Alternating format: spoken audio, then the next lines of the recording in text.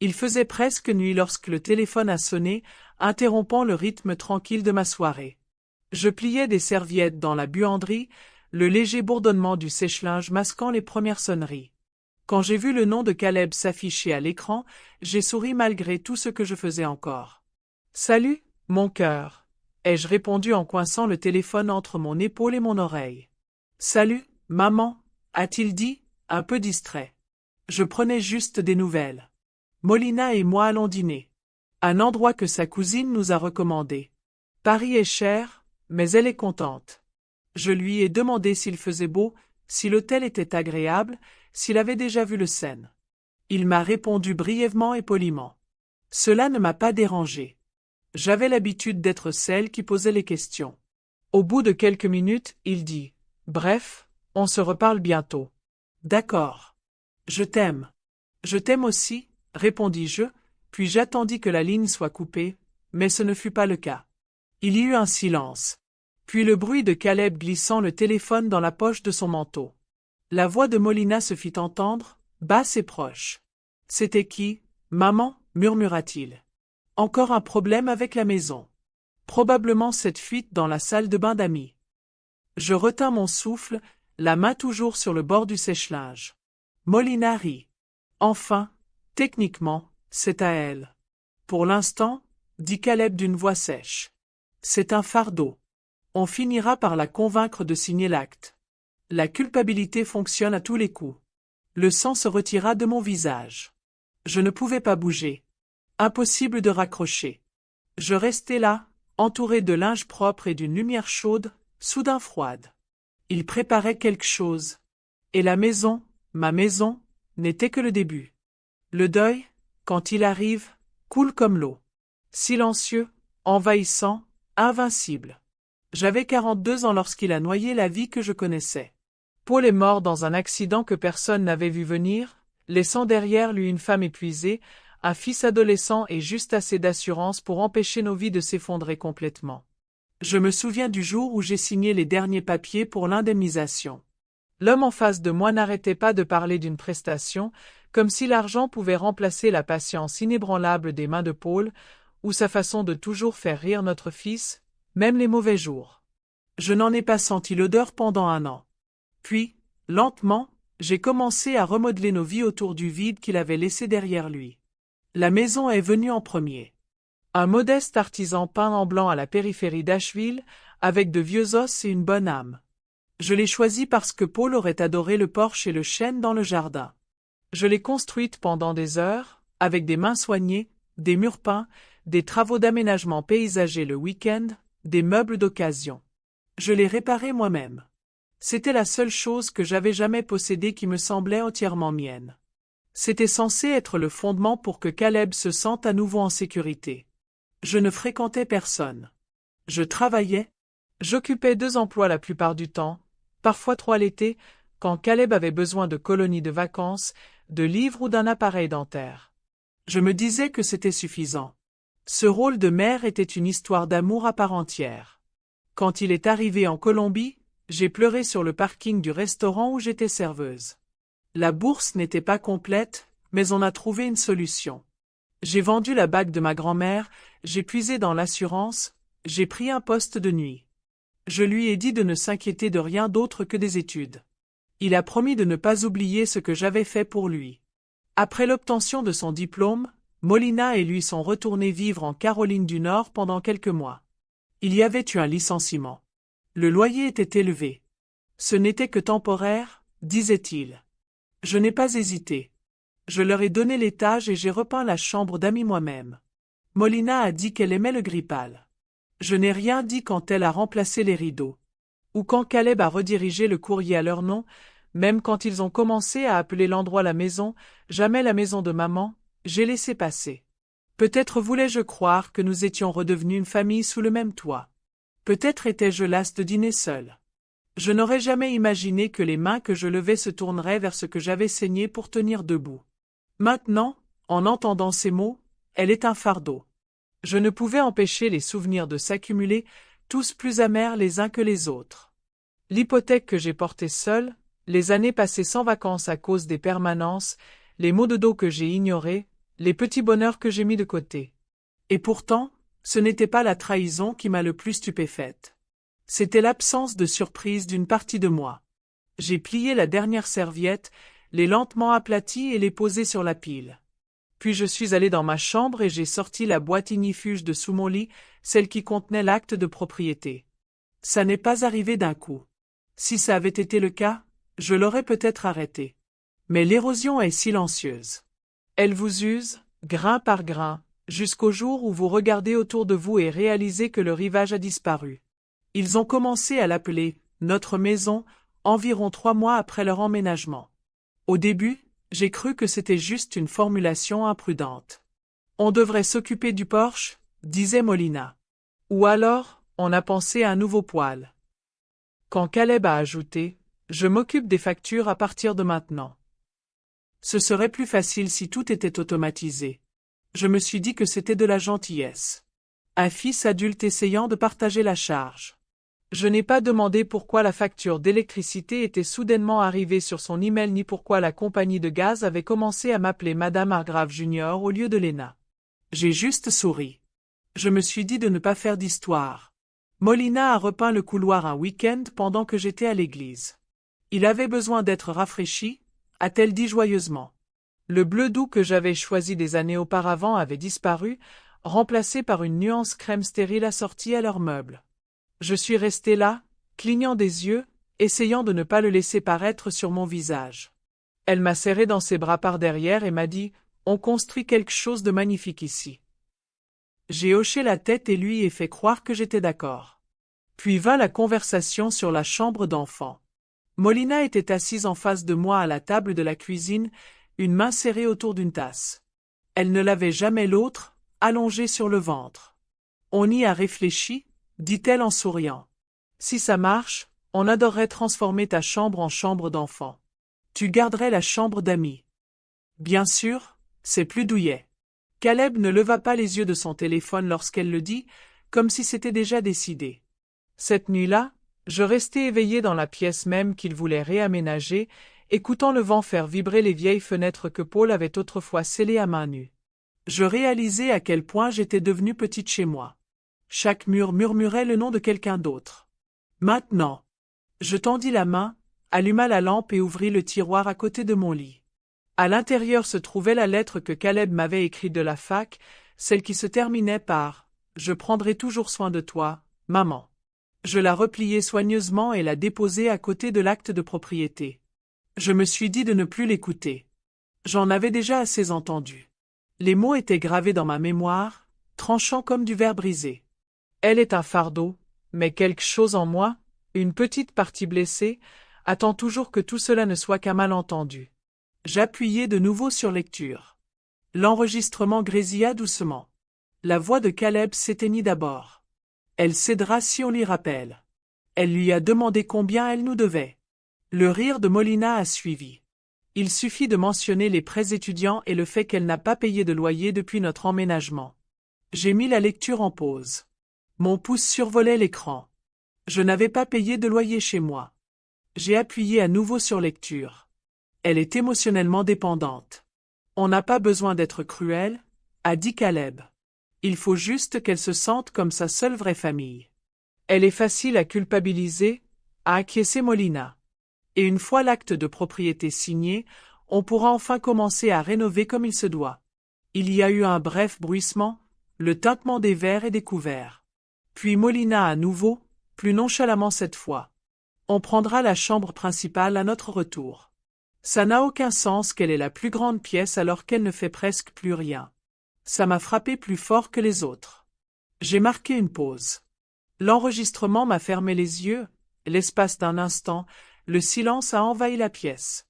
Ils étaient assis dans un café parisien, à manger de la nourriture que j'avais payée, à réfléchir à comment m'évincer de la vie que j'avais construite pour nous tous.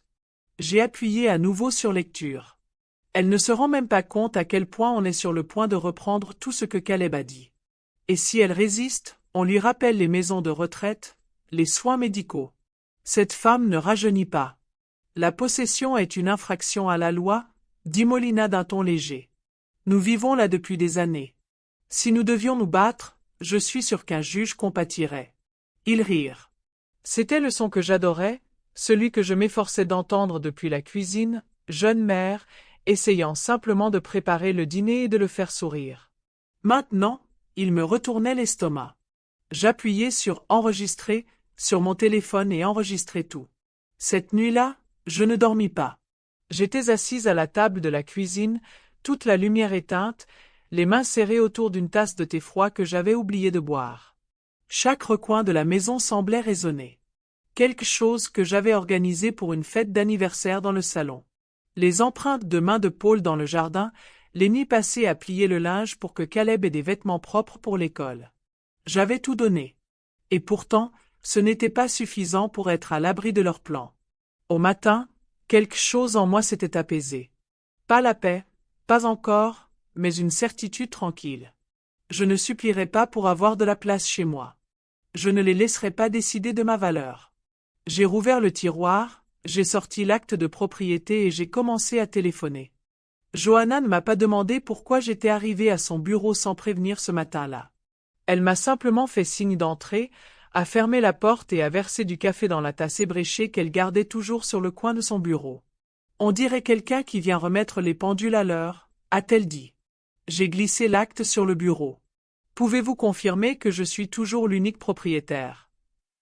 Elle l'a pris, l'a parcouru avec son efficacité habituelle, puis a hoché la tête. Il n'y a pas de cosignataire, pas d'appui, pas d'ajout.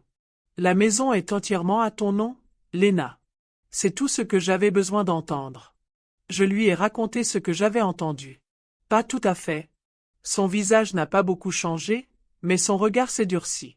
Johanna connaissait Caleb depuis qu'il portait des couches. Elle a dansé à mon mariage, m'a tenu la main à l'enterrement de Paul, et maintenant elle ne disait rien, attrapait son bloc-notes et commençait à écrire.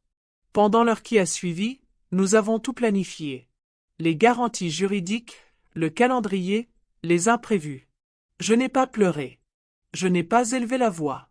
J'ai signé ce qui devait être signé, j'ai fait des photocopies et je les remercie en partant.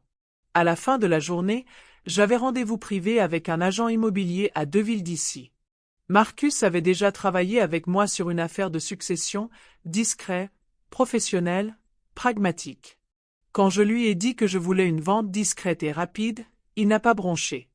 Nous fixerons le prix. Déménager. Je connais quelques acheteurs qui sautent sur l'occasion. Je n'ai emballé que ce que j'avais apporté. Des photos, du linge de maison, un fauteuil en cuir usé. Paul avait adoré les livres que j'avais collectionnés pendant 30 ans. J'ai catalogué tout le reste. Ce qui appartenait à Caleb a été mis dans des cartons clairement identifiés et chargés dans un camion de déménagement que j'avais moi-même organisé. J'ai payé d'avance un garde-meuble et laissé le code à Johanna au cas où il viendrait me chercher. Je n'ai prévenu personne de mon départ.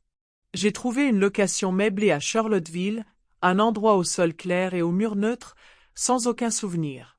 Lors de ma dernière nuit dans la maison, je me suis retrouvée seule dans la cuisine et j'ai déposé un mot sur le comptoir, juste là où Caleb et Molina le verraient en entrant. Surprise! Un fardeau a fait ça. J'ai posé les clés à côté, verrouillé la porte de l'intérieur et suis sorti par le garage une dernière fois. Alors que je roulais dans les rues familières, la ville s'est estompée derrière moi comme un tableau lavé par la pluie, et devant moi, la route s'est ouverte. Ils sont revenus un mercredi. Je savais que le jour était venu, non pas parce qu'ils me l'avaient dit, mais parce que les appels ont commencé. Juste l'après-midi, et je n'ai pas arrêté pendant des heures. D'abord Caleb, puis Molina, puis Caleb à nouveau. Appel manqué, message vocal, SMS, un autre appel. Chacun plus frénétique que le précédent. Maman. Sa voix grésillait dans le premier message. Les clés ne fonctionnaient pas. As-tu changé les serrures? Que se passe-t-il? Le deuxième était plus court, plus rauque. Léna, ce n'est pas drôle. Où sont les choses? Où es-tu? Je n'ai rien écouté en temps réel. J'ai laissé les choses s'accumuler, assise dans la petite cuisine de ma nouvelle location, à remuer du sucre dans une tasse de café dont je n'avais pas vraiment envie. Je regardais par la fenêtre, sans rien voir en particulier, laissant le silence répondre à ma place. En début de soirée, leur panique avait changé de ton. La voix de Molina remplissait un seul message, mielleuse, douce, mais tranchante au fond. On est juste très inquiet. Ok, appelle-nous. Fais-nous juste savoir que tu vas bien. En sécurité? J'ai souri. Pour la première fois depuis des années, j'étais. Plus tard dans la soirée, Caleb a laissé un dernier message, la voix tendue. On a trouvé le mot. Je ne sais pas ce que tu crois avoir entendu, mais tu as commis une grave erreur. C'est aussi notre maison, et tu n'avais aucun droit de la vendre. On parle à un avocat. Tu as vraiment fait le coup cette fois. J'ai gardé celle-là aussi. Je n'ai pas répondu. Je n'ai pas expliqué. Je n'ai offert ni réconfort ni défense. Laisse-les hurler dans le vide. Laisse-les se demander où la frontière entre contrôle et amour a finalement craqué. Je n'avais aucune envie de les y faire passer. La maison avait disparu. La porte ne s'ouvrait plus pour eux, et mon silence, enfin, parlait plus fort que tout ce que j'avais pu dire. Ils exigeaient un rendez-vous. Le message de Caleb avait été bref et concis. Demain, 10 heures, café sur Maine. Si vous ne venez pas, on vient à votre bureau. Alors je suis arrivé. Je suis arrivé à 10h05, non par impolitesse, mais intentionnellement. Caleb et Molina étaient déjà assis, dans une posture d'indignation expérimentée, les mains serrées autour de leur tasse intacte. Je ne les ai pas salués. Je me suis simplement assis, j'ai posé mon téléphone sur la table, l'écran allumé, et j'ai appuyé sur lecture. Leur voix était familière et cruelle. J'ai vu leur visage changer à mesure que chaque mot leur résonnait. C'est un fardeau. On prendra la chambre principale. La culpabilité fonctionne à tous les coups. Molina pâle. La bouche de Caleb se crispa, puis se crispa, entre colère et déni. Vous avez mal compris, dit-il sèchement. Non, ai-je répondu. J'ai enfin compris. Molina se pencha en avant, d'une voix douce et cinglante. Vous nous avez pris de court. Vous avez vendu notre maison à notre insu. Ça n'a jamais été à toi, dis-je calmement. C'était à moi, payé, entretenu, protégé. Caleb ricana. Après tout ce qu'on a fait pour toi, je l'ai regardé dans les yeux et je ne l'ai pas quitté. Oui. Et tu m'as appris exactement ce qu'il ne fallait pas devenir. Ils ne savaient pas quoi faire de ça. Je ne leur ai pas laissé le temps de se remettre.